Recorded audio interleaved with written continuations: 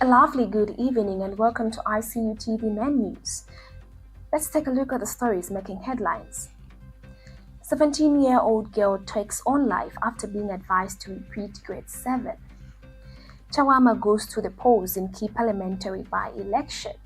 And later in the news, government confident of 3 million tons of copper by 2031. And in our international news, Hamas Palestinian factions hold Cairo talks on Gaza ceasefire phase 2. And in our sports news, Copper Queens joining Group C for Morocco 2026 Wafcon. More details coming shortly.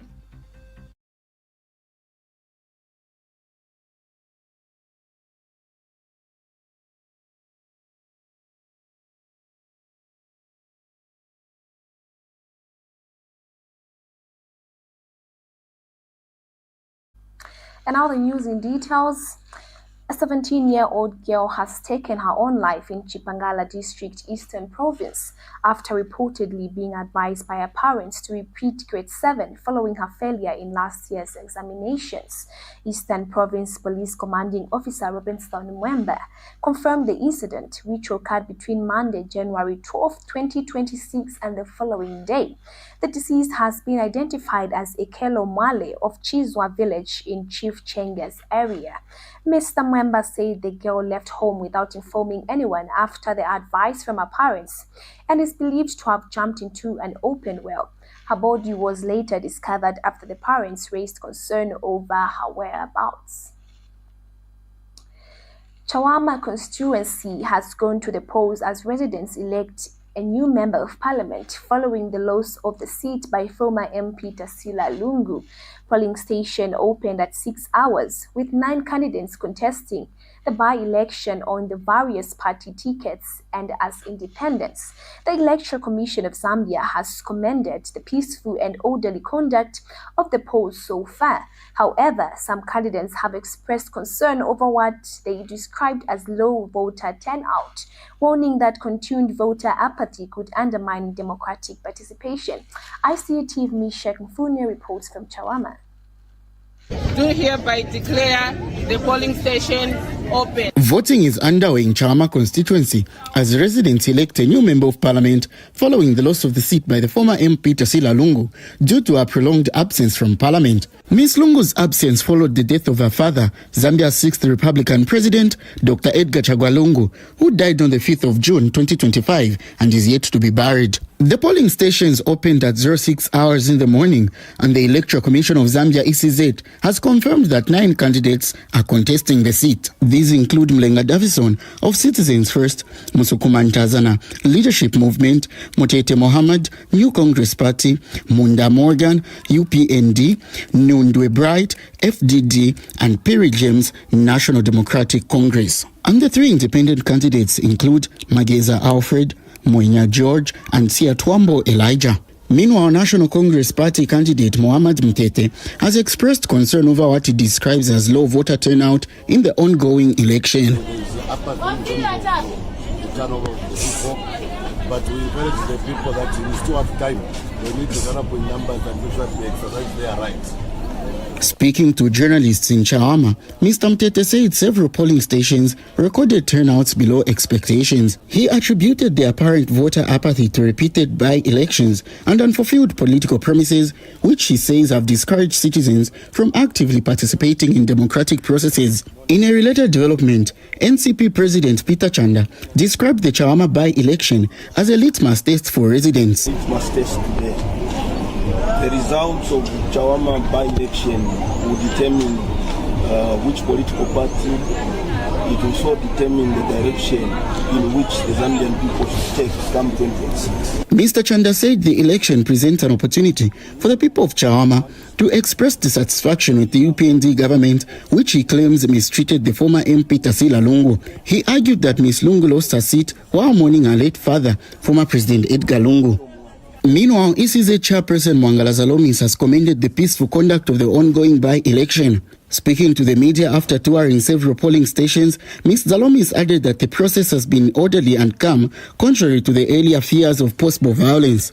This particular one, I think people expected it to be violent, isn't it? That was the expectation. generally they thought, oh, the election in Chawama, But fortunately, I think through the intervention of the voter education. She attributed the peaceful environment to sustained voter education and enhanced presence of law enforcement officers. Ms. Zalomis also dismissed allegations of illegal voting activities said to have taken place last night, questioning the credibility of those making the claims and emphasizing that ECZ procedures do not allow such practices. However, ECZ chairperson has raised concern over the conduct of some voter observers, noting that some appeared unaware of the organizations or candidates they were representing. She stressed that observer professionalism is critical to maintaining the integrity of the electoral process. Voting has closed and counting of ballots is underway.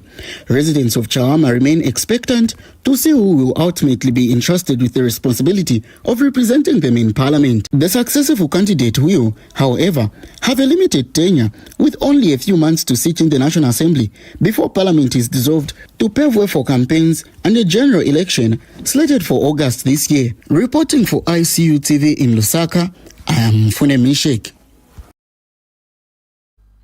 Welcome back. We continue with the news. The Ministry of Mines and Minerals Development says government is confident of reaching its national target of producing 3 million metric tons of copper by 2031, according to the Permanent Secretary Hapenga Gabeta.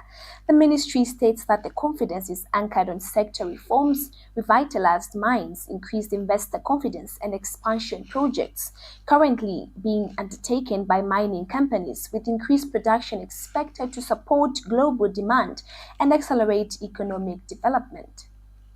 From the perspective of the Ministry of Mines, I think, as you correctly indicated, number one, we have a 3 million metric tons of copper target. We need to achieve that under whatever circumstances. Secondly, the traditional method of producing minerals and exporting them as raw, it is no longer tenable. We want value addition within the country, and naturally, as we do value addition, there are potential emissions that may also come along. So the methods of measurements, I think those are things that we shall be interested and be supportive. Our goal is not only to reduce mercury from copper smelting processes, but also to help the copper industry in the country to meet its targets and to have added value in the country in the copper smelting processes. Based on my participation in the INSACA last year, I know that this is one of the main goals of the country, to not only to meet its targets for the international agreements, but also to have added value in the country. And this is where we would like to work together with you to find the best pathways for that. We would see the role of the Ministry of Mines as a guide to guide us in the adoption of the best available technologies and practices, support policy development, and ensure that the project outcomes support the national targets. We take our short break. Stay tuned for more news. Welcome to the Zambia Research and Development Center, an institution dedicated to national development through capacity building and community development. Established in 2007 by a group of professionals and lecturers, ZRDC has since become a hub of research and innovation in the country. Registered with the Ministry of Home Affairs under the Registrar of Societies, ZRDC pursues cutting-edge research to address pressing social and economic challenges. Get involved. ZRDC engages in activities that stimulate international collaboration, promote knowledge sharing, and make research expertise available to decision makers. Our mission at ZRDC is to foster innovation and capacity building for national development. We believe in addressing poverty and underdevelopment through institutional and capacity building, human empowerment, and gender participation. In our quest to foster innovation and capacity building for national development, ZRDC launched the ZRDC University Sponsorship for Capacity Building and Development Program to facilitate knowledge advancement among ZRDC researchers and those intending to join the research community. Qualified Zambian citizens can pursue education at credible universities in Zambia with guaranteed prospects of joining the ZRDC research community. ZRDC engages in industrial and technological research, covering research development and innovative investigations to drive dynamic industrial development at national and regional levels. Join us at the Zambia Research and Development Center as we continue to innovate, empower, and shape a brighter future for Zambia. ZRDC, fostering innovation and capacity building for national development. Welcome back, and now in our local stories. Police in Milinga district have arrested a 40-year-old man for allegedly beating his 25-year-old wife to death. Papula Province Police Commanding Officer Davis Simwanza confirmed the arrest of Sani Mulenga of Tayali village in Chief Sokontwene's area. Mulenga is alleged to have murdered his wife, identified as Alice Lungu, before going into hiding. Davis Simwanza confirmed that the suspect was apprehended in the bush at Kalambo village following a tip-off from community members and admitted to assaulting the deceased while under the influence of alcohol. Davis Simwanza stated that the suspect has been charged with murder contrary to Section 200 of the Penal Code of the Laws of Zambia and is being held in police custody at Samfya Police Station, awaiting to appear before the courts. The Kasumbalesa border upgrade project is advancing following the signing of the Public-Private Partnership Consisment Agreement in November 2024.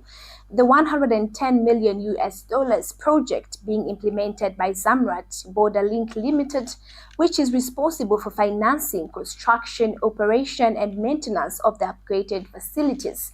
Works include the construction of rigid concrete pavements, access roads, and the integration of border management systems for agencies such as the Zambia Revenue Authority, Road Transport and Safety Agency, Immigration, and the Zambia Bureau of Standards to improve efficiency at the crossing. Works at the Kasumbalesa border post under the public-private partnership model are progressing steadily.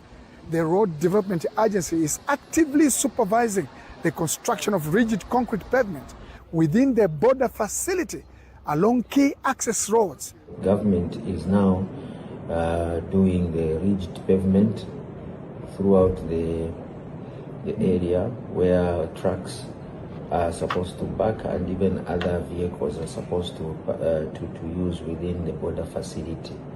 So the phase 1 is supposed to finish in May this year. So we expect to see some changes as we are progressing in terms of the maneuvering of the trucks within the border facility.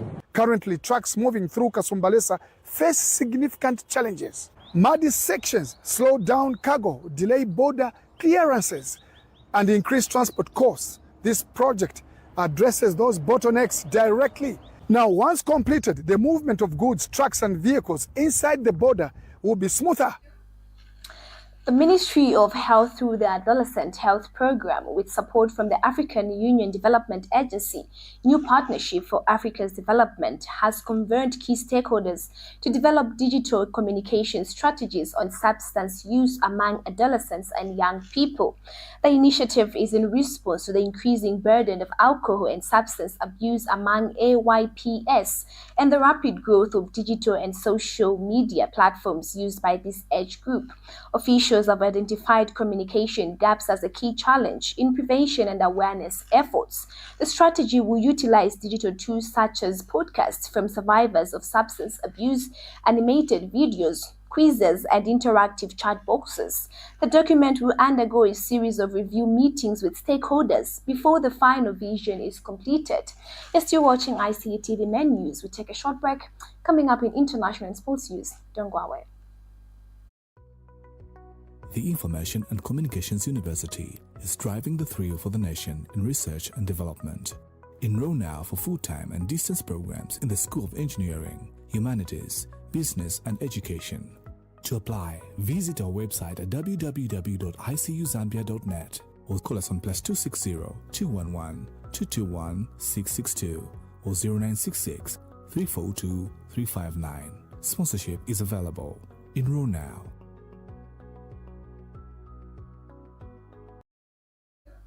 Welcome back, and now in our international news. Hamas leaders and representatives of other Palestinian factions from Gaza are in Cairo for talks in the second phase of the United States-led Gaza ceasefire agreement, as the truce remains fragile following reported Israel violations. The discussions are being held in the Egyptian capital under Egyptian mediation. Hamas has welcomed the proposed establishment of a 15-member Palestinian technocratic committee to oversee civil affairs in Gaza under the supervision of a border of peace, to be chaired by the U.S. President Donald Trump.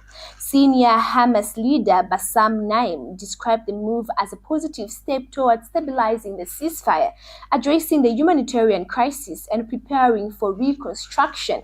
Uncertainty persists over key issues, including the disagreement of Palestinian armed groups, governance agreements, and reconstruction. An advisor to the head of Hamas political bureau said the talks are focusing on the reopening of Rafah crossing, the entry of aid stored on the Egyptian side of the border, and an Israel withdrawal from Gaza. And still in our international news, security has been heavily reinforced across Tehran aimed to contain uncertainty over development following recent unrest. Iran's airspace has reopened to commercial traffic after a temporary closure to most flights expired, while protests that erupted in recent weeks have largely subsided. Authorities have released an official death toll from the unrest, but state that more than 100 members of the security forces were killed. Opposition activists maintain that the number of dead is significantly higher and includes that more than 1,000 protesters. Foreign Minister Abbas Achich has denied claims that Tehran plans to execute anti-government protesters following comments by U.S. President Donald Trump that he had received assurance the killings of demonstrators in Iran had stopped. You're still watching ICU TV Main News. We'll take a short break. Coming up in sports news. Stay with us. The Information and Communications University is complementing government effort in promoting legal and safe mining for all Zambians. ICU is offering a short practical training course to artisanal and small-scale miners and those who intend to venture into mining. This training covers identification of rocks and minerals, mining operations and equipment, health and safety in mining, environmental protection, licensing and compliance. Qualifications: National Registration Card NRC. Apply now at www.icuzambia.net. For more information, contact the ICU School of Mines, Department of Artisanal and Small-Scale Mining at +260 763 302 596 or +260 973 263 492. For analysis of mineral samples, contact the ICU School of Mines Laboratory at +260 973 263 492 or +260 977 833 434.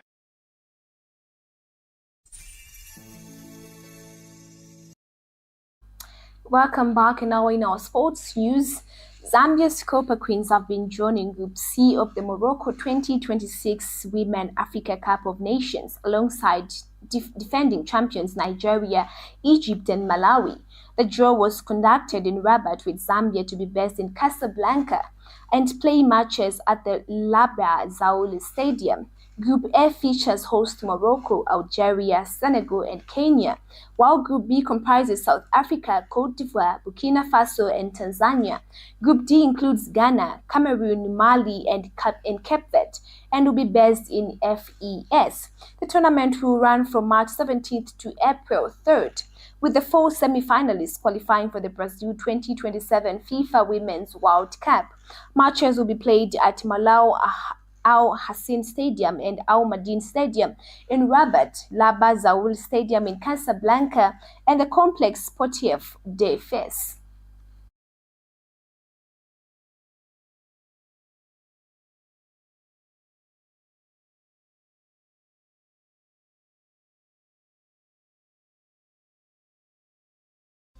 That sports item brings us to the end of today's ICU TV Main News. But before we leave, a quick recap of the stories that made headlines.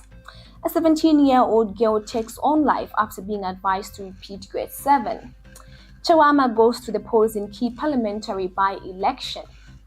and government confident of 3 million tons of copper by 2031. And in our international news, Hamas and Palestinian factions hold Cairo talks on Gaza ceasefire phase 2. And in our sports news, Copper Queens drawn in Group C for Morocco 2026 Wafcon. Thank you so much for watching our main news. For more news updates, stay tuned to our Facebook page, ICU TV, and our website at icutv.zm. Good night and God bless.